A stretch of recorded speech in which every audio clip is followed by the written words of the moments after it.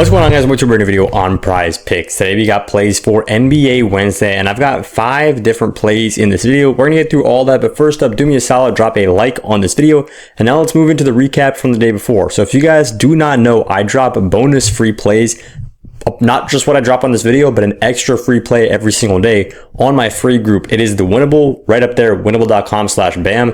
You guys should all be locked in there already. Once you guys sign up over here on the free plan, you get access to my free plays. And what happened was I dropped a Tuesday free pick, which was in the MLB World Series, Blue Jays, Dodgers, over 7.5 runs.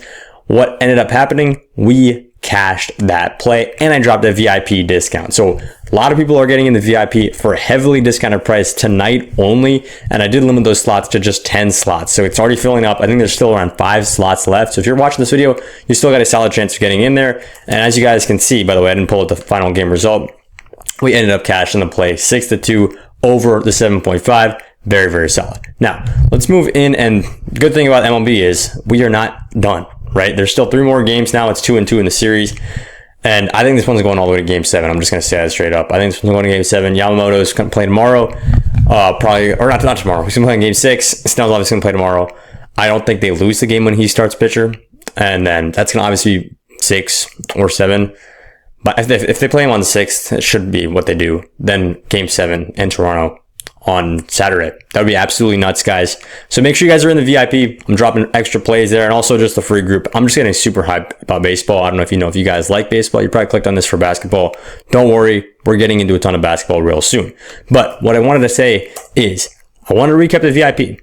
VIP is up 46 units since October. If you guys remember, I mean, what else is there to say, guys? I mean, like, literally 46 units in a single month is absolutely nuts. We're coming towards the end of October now. It's 28th as I'm recording this video.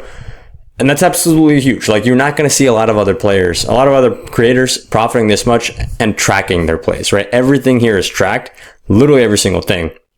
I didn't even add the free play. This was MLB 7.5. I'll green that out later and type it in properly. But we cashed that play too, right? We cashed that play too. Now, if you guys want to get VIP for completely free, so not heavily discounted like I was talking about earlier, if you want to get it for just completely free, it's real simple. Text me the word VIP to this number right here. This is my personal phone number. I got a couple phones. I use one only for texting you guys back, and this is literally the phone number that I will text you guys back on. Right up here, text me the word VIP, and I'll get you on a free week of VIP. I'm going to help you sign up for one of these apps, and then we'll be good to go. It is very simple. It'll take you less than 5 minutes. Text me the word VIP to this number, and I'll see you guys in there. Now, let's move into the first play of the day. Donovan Mitchell, right? So Donovan Mitchell is playing up against the Boston Celtics in this game. The Boston Celtics look terrible, right? I don't hate Donovan Mitchell at all, and I wouldn't bet against him. That's really what I'm trying to say in this play. 31, 35, 24, and then 35, right? So he's averaging 31 points a game. Now his line is at 28.5. So I like Donovan Mitchell on points. On assists, this is going to sound crazy because he has not hit this once this season. I love Donovan Mitchell on assists. I might look like the biggest idiot, right? Nobody's taking this line, but he is sitting at, okay, well, I wouldn't take him here. I wouldn't take him at 5.5. I would take him at 4.5. Where can you get him at 4.5? Here. That's what I was looking at earlier. 5.5 is a little too high for me. But if you can get him at 4.5, I really like this line, right? So we said this in a couple games. But the reason is the Celtics, first of all, are just a terrible team, right? And it's weird to say because the Celtics are always a great team, but the Celtics are really bad, and they simply don't have anybody at the front court, anybody good, right? They just don't, right? They've got Peyton Pritchard, Derek White, Jaylen Brown, and Anthony Simons. That's a very solid backcourt. But then when it comes to the front court, Hauser and Neemias Queta, like, really, there's not much there, right? So the Celtics are going to be very weak on the front court. And as we know, the Cavs have Evan Mobley and Jared Allen, the best double big lineup in all of basketball, in my personal opinion, or at least the most practiced one. We'll see if other teams can replicate what they do in the coming months. But right now, they're the best double big lineup out there, right? So why does that mean that we're taking Donovan Mitchell on assists? Because he is the initiator of the offense, right? And if there is nobody up there in the front court to guard against Allen and Mobley, Donovan Mitchell is going to be the one diming him up. He just needs 5 assists in this game, right? So you might say, well, why don't you take Allen or Mobley over on points? And I don't hate that. That's a very good, solid system play that fits in line with the game script that we're looking at. But Allen and Mobley, unlike Donovan Mitchell, have been playing decent, which means their lines are actually kind of where they should be. Donovan Mitchell on assists has been playing pretty bad, right? He's been going down and down and down, which means you can get his line all the way at 4.5 if you take it on the right book, and then you can secure great value for this play.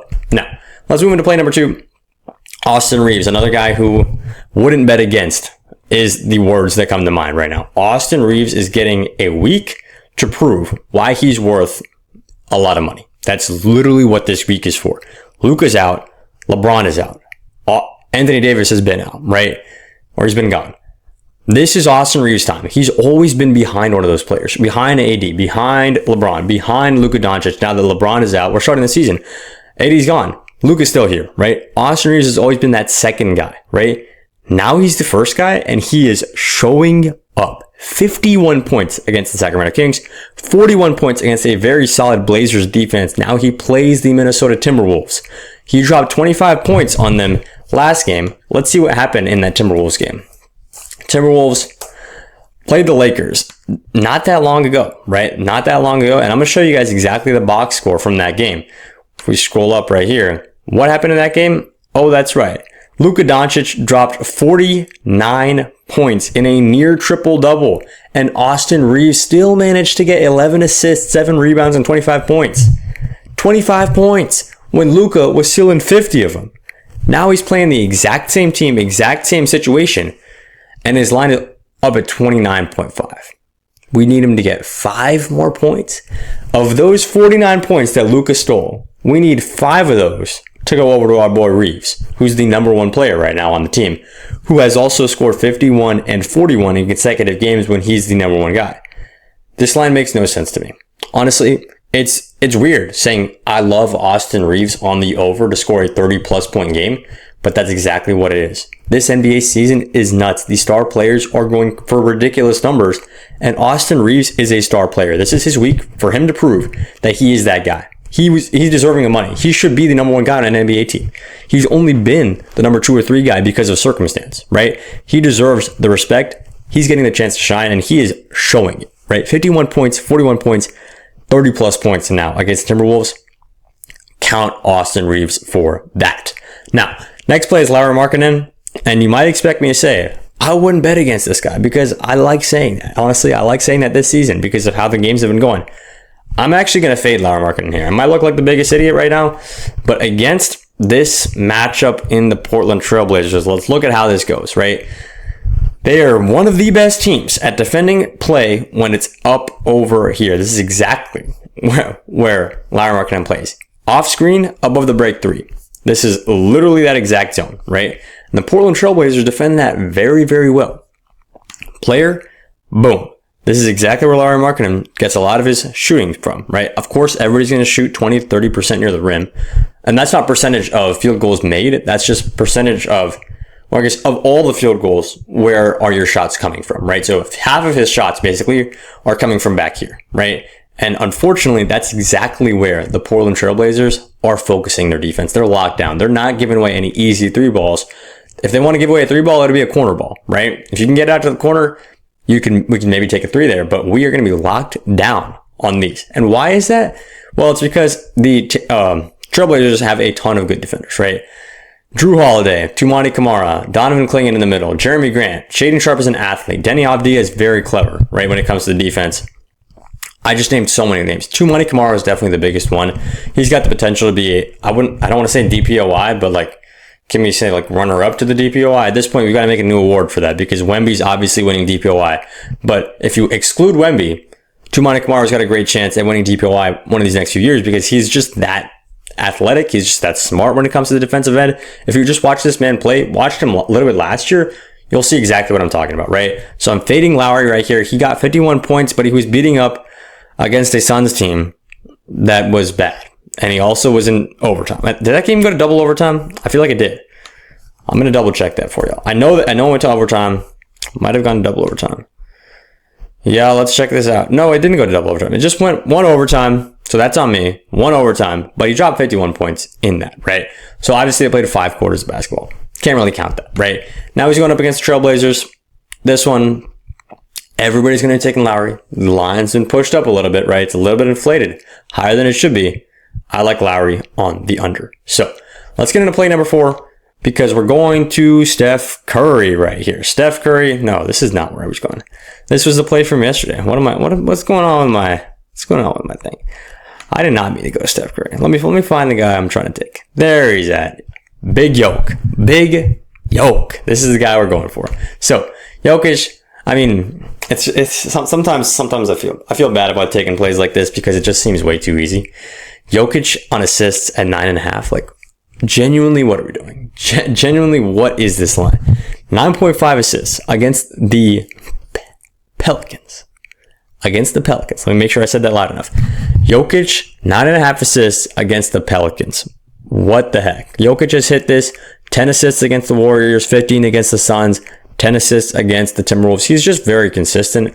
He gets triple doubles. He gets double-double. I mean, double-double is way too easy for Jokic. But he gets to his 10 assists line like that, right?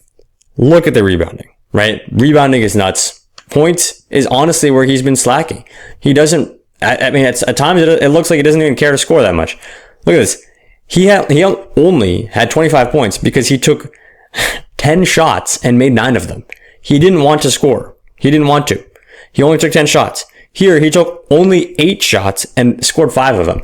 And in the season opener, he took 23 shots, right? So things have definitely changed. Why did he take 23 shots? Because he missed 11 threes.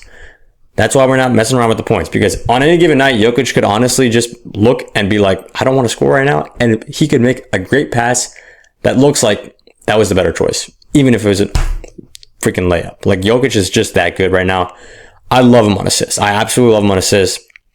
Assists allowed, the Pelicans are kind of, high on that category, but in the defensive rating category, they're very low. They're bottom 5 in defensive rating, which means it's probably going to be a higher scoring game. Even though the Nuggets don't score that many points, it's probably going to be a high scoring game. Jokic to get 10 assists. Give that play to me. Now, let's go ahead and talk about some MLB action, because like I said, MLB, we've been pretty locked into.